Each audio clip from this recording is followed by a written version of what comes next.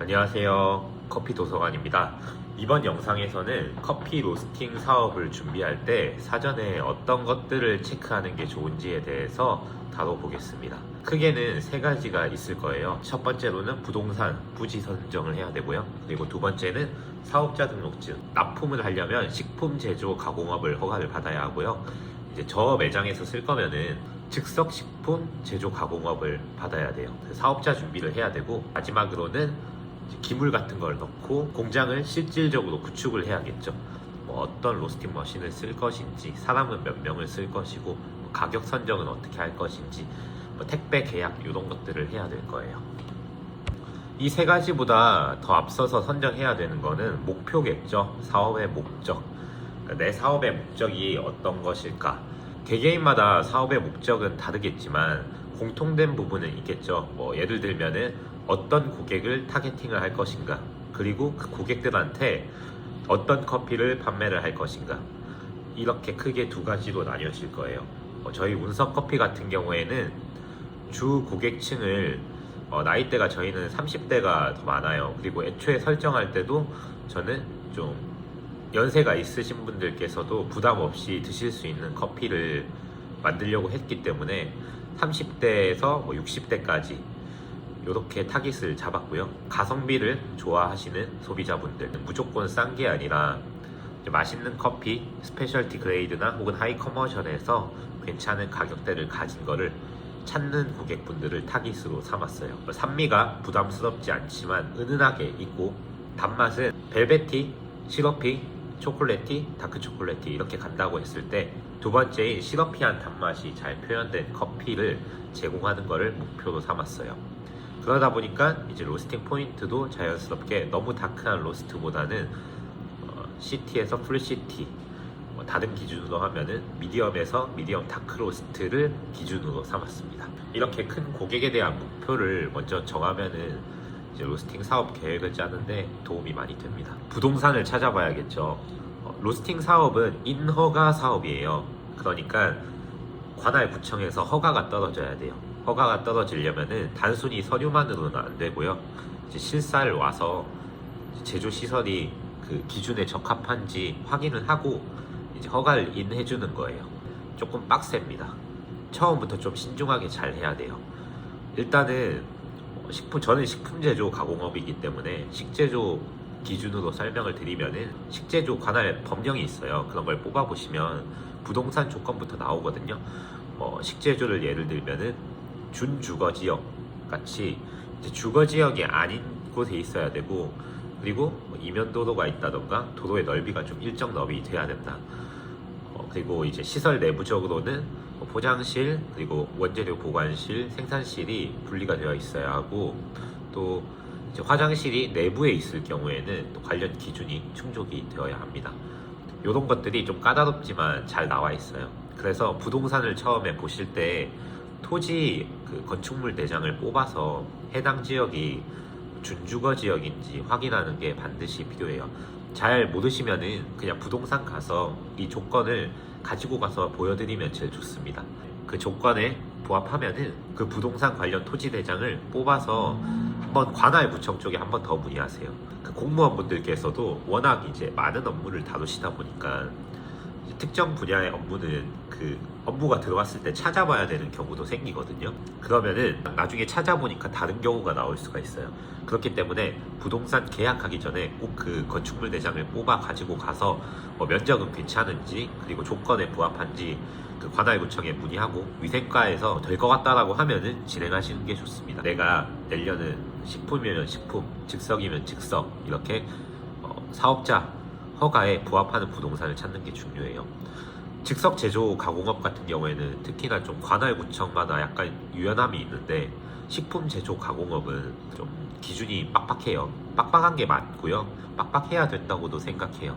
그러니까 그런 부동산 기준을 잘 찾아서 나중에 기물이 다 계약 끝나고 갖춰졌는데 사업자 안 나와가지고 비용 추가로 들고 막 이전하려고 하시지 마시고요. 식품 제조 사업은 진짜 안 나오는 경우가, 그러니까 유도리가 발생이 안 되는 경우가 거의 한 90%가 넘어요. 그러니까 애초부터 부지를 잘 설정을 하세요. 즉석 제조 가공업으로 좀 우회해서 판매하는 방법도 있지만 법인 업체 같이 좀 큰 업체랑 B2B 거래를 하려면은 그 업체들도 비용 처리를 해야 되기 때문에 즉석 제조가 아니라 식품 제조 업체랑 거래를 하려고 하거든요. 그래서 가급적이면은 식제조를 따놓는 게 좋다. 물론 식제조가 인허가도 좀 빡세고 그리고 추가적인 비용도 지속적으로 계속 많이 들어가요.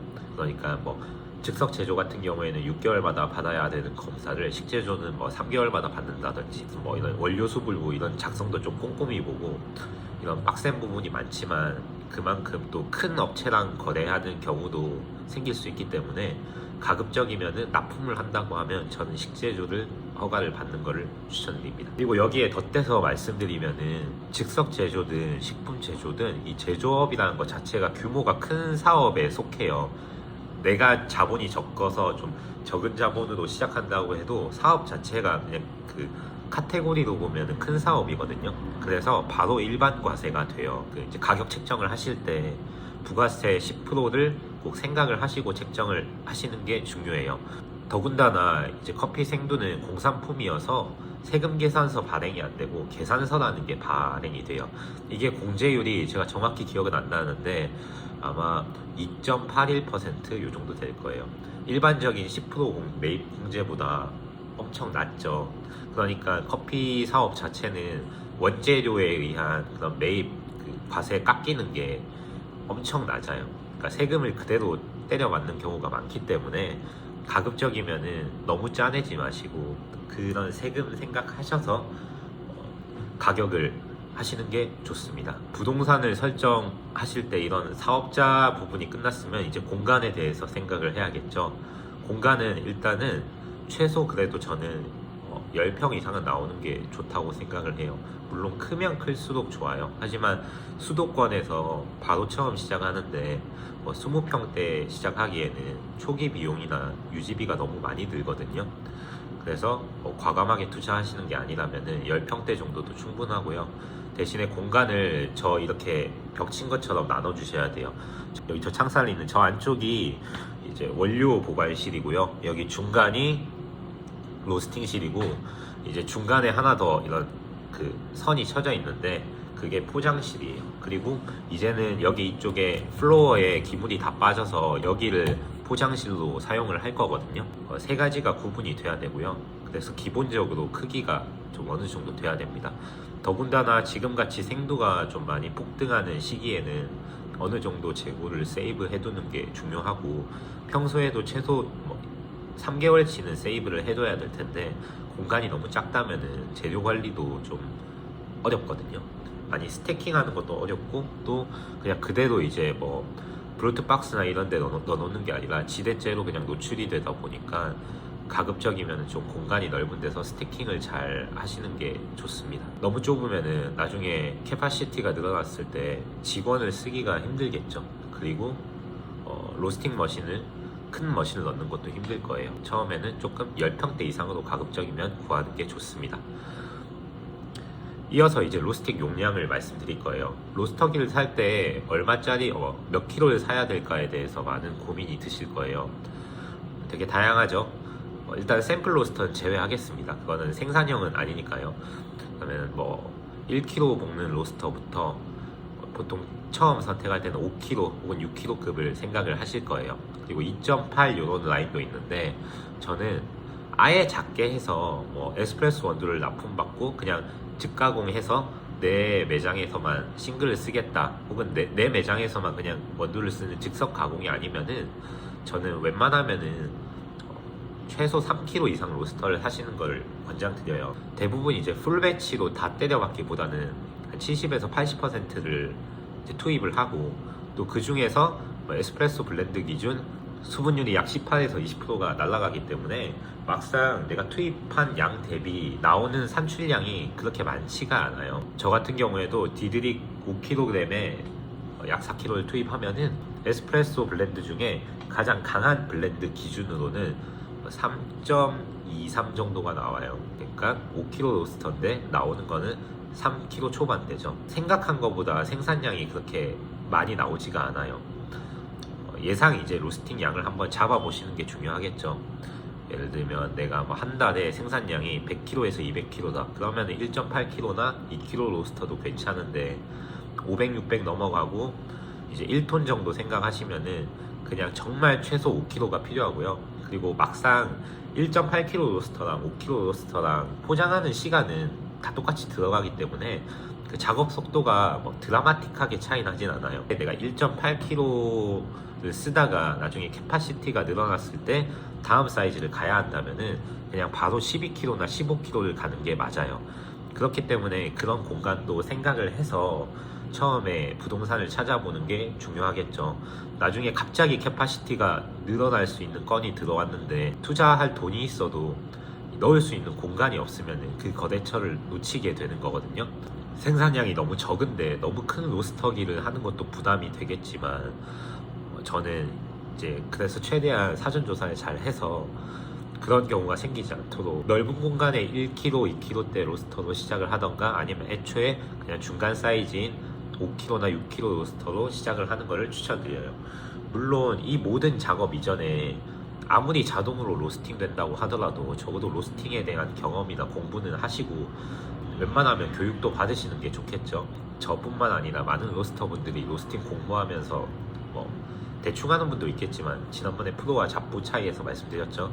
근데 진짜 열심히 하시는 분들은 엄청 공부 많이 하고 계속 테스트하면서 퀄을 올려가는데 어떻게 딸깍으로 이기겠어요, 솔직히. 그죠? 좀 사전에 공부를 잘 하고 뭐 교육도 받을 수 있으면 받고 교육 받은 다음에 뭐 좀 선생님이 좋다면은 뭐 왔을 때 좀 덕트 설치할 때 조언도 해주시고 후속적으로 프로파일 잡을 때 AS도 해주시겠죠. 그런 분들을 잘 만나서 잘 교육을 받으시고 이제 진행을 하시는 게 좋습니다. 그 다음으로는 덕트 시스템이 중요할 거예요. 좀 민원이 올라오는 장소다 그러면은 뭐 애프터버너나 집진기를 고민을 해야겠죠. 가장 깔끔한 건 애프터버너인데 LPG를 썼을 때 애프터버너를 쓰면은 가스비가 한 3배 정도 나와요. 그러니까 웬만하면은 내가 LNG가 아니면은 애프터버너 뭐 엄청난 마진율이 높은 상품을 파는 게 아니면 애프터버너를 추천드리진 않아요. 차라리 그냥 좀 요즘에는 전기형 그냥 집진기 많이 쓰거든요. 그걸 사용하거나 처음에 그런 좀 외진 곳으로 가는 게 제일 좋아요. 저 같은 경우에도 좀 이제 터널 앞쪽에 좀 외진 곳에 위치해 있거든요. 그래서 이제 제조업이랑 사실 카페를 같이 운영하는 거는 좀 많이 좀 애로사항이 많습니다. 이제 사람들이 많이 안 다니는 곳에 해야 허가도 잘 나고 뭐 이런 이제 뭐 제형 문제도 크게 스트레스 받으실 일이 없거든요. 어쩔 수 없이 조금 밀집된 공간이나 상가 쪽에 어떻게 허가가 나서 해야 된다면은 애프터버너라든가 집진기를 써주시는 게 좋겠죠. 애프터버너 같은 경우에는 꼭 전문가분이랑 의뢰하셔가지고 이중연도관 설치해야 되니까 잘 설치해서 짱짱하게 해서 운영하시길 바랍니다. 저희 목숨은 하나잖아요. 덕트는 무조건 정해진 매뉴얼 내에서는 짧은 게 좋아요. 그리고 적게 꺾이는 게 좋아요. 일단은 직접 빼기냐 간접 빼기냐 있는데 둘 다 공통되게 덕트는 로스터기마다 매뉴얼이 있거든요. 보통 그 권장하는 매뉴얼 내에서는 가장 짧은 게 좋기는 해요. 커피 로스팅 머신에서 나오는 공기나 열, 가스, 연기 등이 원활하게 배출이 돼야 되니까 배기는 짧은 게 좋겠죠. 그리고 중간에 끼지도 않고요. 배기가 길어지면은 커피 수분이나 오일 더스트들이 그 덕트에 끼게 돼요. 근데 이 부분이 문제가 뭐냐면 청소를 해주면 상관이 없는데 이 부분을 청소하기가 난해한 거죠. 뭐 예를 들면 옥상까지 올렸어요. 1층에서 4층까지 올렸다면은 그걸 어떻게 청소하냐는 거죠. 뭐 이렇게 솔도 한계가 있을 거고 뭐 어떤 사람들은 위에 시로코 팬만 청소하면 된다는데 그거는 말도 안 되는 소리예요. 왜냐하면 관이 더스트 같은 게 쌓이면은 관 폭도 내부 직경이 좁아지니까 대류 흐름도 안 좋고요. 커피 맛에도 안 좋은 영향을 끼칩니다. 뭐 역류할 수도 있고요. 잘 빨아당겨 준다고 하더라도 이 대류 흐름 자체가 원활하지 않기 때문에 커피 맛이 좀 텁텁해지는 경우가 실제로 많이 발생을 해요. 결론적으로 청소나 유지 보수가 되게 힘들어져요. 이거는 완전 연소 버너를 쓴다고 해서 덕트에 아무것도 안 끼는 거라고 생각하진 않아요. 예를 들면 전 디드릭 IR5의 세라믹 버너를 쓰는데 이게 95% 이상 완전 연소되는 엄청 효율이 좋은 버너예요. 최대 화력으로 쓴 적도 있는데 그럴 때도 사실 저희는 배기가 짧은데도 한 엄청 적게 끼긴 하는데 끼기는 끼거든요. 근데 다행히 이제 짧아서 저희는 엄청 적게 끼긴 해요. 배기가 다행히 잘 빠졌거든요. 덕트 회사에서 되게 잘 설계를 해주셔서 끼는 건 적은데 일단은 아무리 덕트 설계를 잘 한다고 해도 옥상까지 올리는 건 좋지 않고 많이 꺾이는 것도 좋지 않아요. 공기 흐름에 방해가 생기는 거죠. 그러니까 커피 블로어가 밀어주는 힘이 일단 정해져 있는데 그 힘이 막히게 되면은 당연히 대류 흐름이 막히게 되겠죠. 그러면은 커피는 공기로도 볶기 때문에 맛에 분명히 부정적인 영향이 갑니다. 그리고 화재 위험도 있으니까 웬만하면은 4층 옥상까지 올리는 그런 곳은 하지 마시고요. 엘리베이터 있는 옥상이 나을 수도 있어요. 사업 목표 설정부터 사업자 등록, 그 다음 부동산 찾는 거, 그리고 로스팅 머신을 어떻게 정할 건지 용량에 대한 부분 말씀드렸고, 이제 일반 과세대니까 가격적인 부분을 고려해야 된다. 그리고 마지막 제연이나 덕트 설계 관련까지 말씀을 드렸어요. 물론 세세하게 하려면 더 디테일하게 다뤄야 되는데 이렇게 영상 하나로 다 다루기에는 조금 내용도 많아서 크게만 다뤄봤고요. 아마 이제 로스팅을 창업하시는 분 중에 저처럼 그냥 독학으로 하고 하는 사람은 많이 없을 거예요. 그게 되게 비효율적이거든요. 저는 실제로 그냥 배우는 비용보다 더 많이 날린 것 같아요. 만약에 그때 다시 돌아간다면 저는 돈 주고 배울 것 같은데 여튼 그걸 얘기하려는 게 아니라 로스팅을 배우실 때 이런 부분을 잘 코칭해 줄 수 있는 분께 배우는 걸 추천드립니다. 그냥 수업만 하고 땡이 아니라 처음에 이제 로스팅 사업을 시작할 건데 어떤 머신을 추천하는지 용량 같은 것도 문의할 수 있고, 그리고 덕트 길이 이런 거 어떻게 빼야 되는지 잘 코칭해 주실 수 있는 분께 배우는 게 같은 비용을 쓴다면 좀 더 나을 거예요. 자, 오늘 영상은 여기까지 하고요. 다음에 또 뵙겠습니다.